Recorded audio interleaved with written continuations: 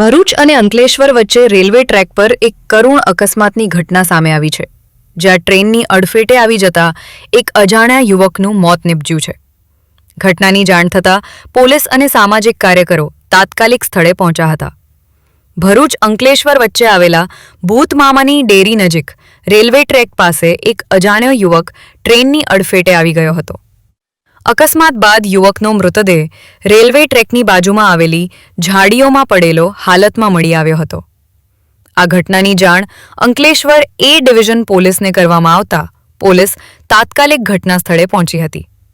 મૃતદેહ જોતા પોલીસે સામાજિક કાર્યકર ધર્મેશ સોલંકીનો સંપર્ક કર્યો હતો.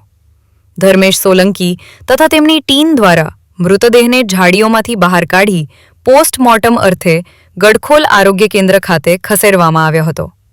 હાલ પોલીસ દ્વારા અજાણ્યા યુવકની ઓળખ મેળવવા તેમજ સમગ્ર ઘટનાની વધુ તપાસ હાથ ધરવામાં આવી રહી છે. અંકલેશ્વરની વચ્ચે ભૂતમામાની ડેરીની પાસે રેલવે ટ્રેક પર એક અજાણ્યા યુવકને કોઈક અજાણી ટ્રેન દ્વારા અડફેટે લેતા તે ઝાડીઓમાં તેનો મૃતદેહ પડી ગયેલ આ બનાવની જાણ અંકલેશ્વર સિટી એ ડિવિઝન પોલીસ સ્ટેશનને થતાં તેઓએ મારો સંપર્ક કરેલ. ત્યારબાદ હું અને મારી ટીમ અહીં સ્થળ પર આવી અને ઝાડીઓની વચ્ચેથી જે મૃતદેહ હતો તેને અમે બહાર કાઢી લાવેલ અને ગડખોલ પીએસસી સેન્ટર ખાતે પીએમ અર્થે ખસેડવામાં આવેલ છે અને આગળની વધુ તપાસ અંકલેશ્વર સિટી એ ડિવિઝન પોલીસ સ્ટેશન કરી રહેલ છે.